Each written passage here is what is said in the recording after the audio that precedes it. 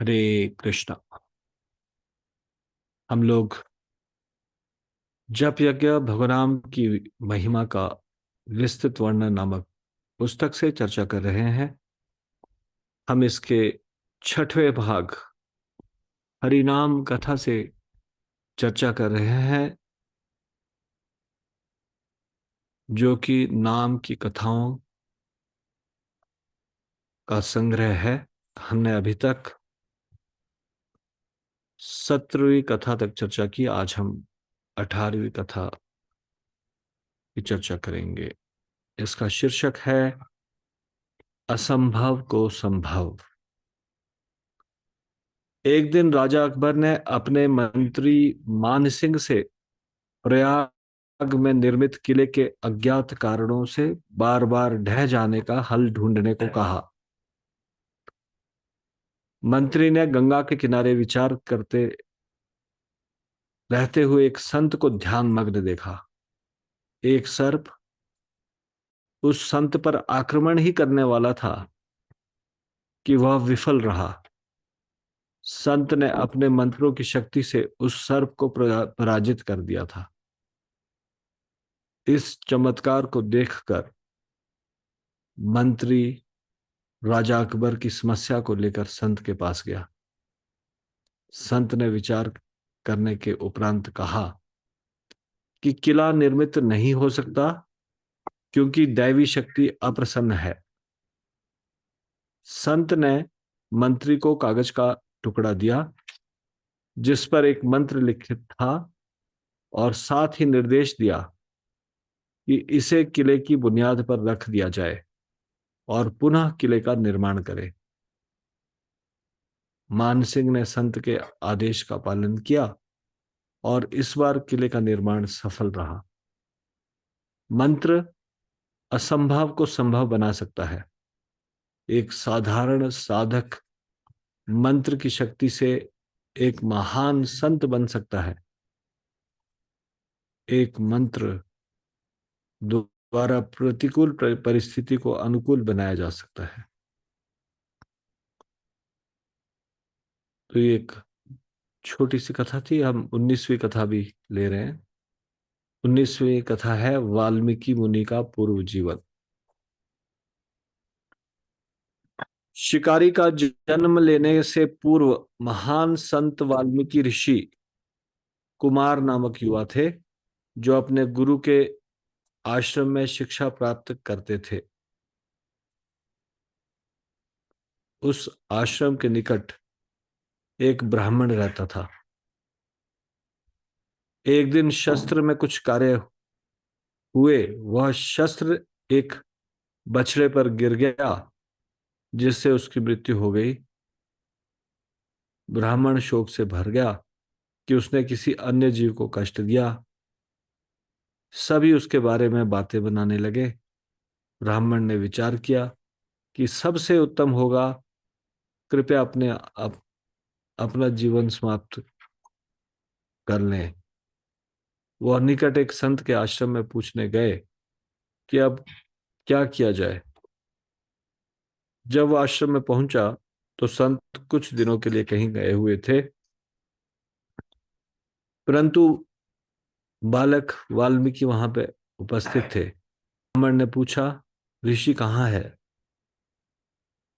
तो वाल्मीकि ने उत्तर दिया कि वह कुछ दिनों के लिए बाहर गए हुए हैं। वाल्मीकि द्वारा सारी बात पूछे जाने पर ब्राह्मण ने उसे कुछ नहीं बताया। 12 वर्षीय वाल्मीकि द्वारा आग्रह किए जाने पर ब्राह्मण ने पूरा वृतांत कह सुनाया। जो आपने किया वह समस्या नहीं है, केवल 4 बार राम का नाम लीजिए और आप अपने दुष्कर्म से मुक्त हो जाएंगे। बालक वाल्मीकि ने उत्तर दिया। ये वाल्मीकि जी की कथा है, शिकारी से पहला जन्म। इससे वाल्मीकि जी के जन्म से पहले वो एक शिकारी थे। शिकारी से पहले वो एक महान संत के आश्रम में युवा थे, शिष्य थे, और कुमार उनका नाम था। हम्म। तो ब्राह्मण जो नजदीक में ही रहता था, उससे ये गलती हो गई थी। एक बछड़े की मृत्यु हो गई गलती से, शस्त्र के द्वारा। तो वो संत से मिलने जाते हैं, लेकिन संत नहीं मिलते। तो यहाँ पे जो वाल्मीकि शब्द आया है, वो वाल्मीकि का 2 जन्म पूर्व जो ऋषि नामक युवा है, उनको वाल्मीकि कहा जा रहा है। तो उन्होंने क्या कहा, 4 बार राम का नाम लीजिए और आप अपने दुष्कर्म से मुक्त हो जाएंगे। ब्राह्मण अत्यंत प्रसन्न हुए। केवल 4 बार राम का नाम लेने से पाप से मुक्ति हो जाएगी। ब्राह्मण ने राम नाम का उच्चारण किया और प्रसन्नतापूर्वक अपने घर चले गए। संत अपने आश्रम लौट आए और वाल्मीकि से पूछा कि इन दिनों कोई मिलने तो नहीं आया। बालक ने संत को सारा वृतांत कह सुनाया। ऐसा सुनकर संत अत्यंत क्रुद्ध हो गए और वाल्मीकि से कहा, तुम इस स्थान से चले जाओ। तुम में राम नाम के प्रति कोई श्रद्धा नहीं है। तुमने उस ब्राह्मण से 4 बार राम का नाम लेने को कहा, बल्कि राम राम में नाम में इतनी शक्ति है कि एक बार राम का नाम लेने से ही सारे पाप नष्ट हो जाएंगे। तुम्हें राम के नाम में श्रद्धा नहीं है। संत ने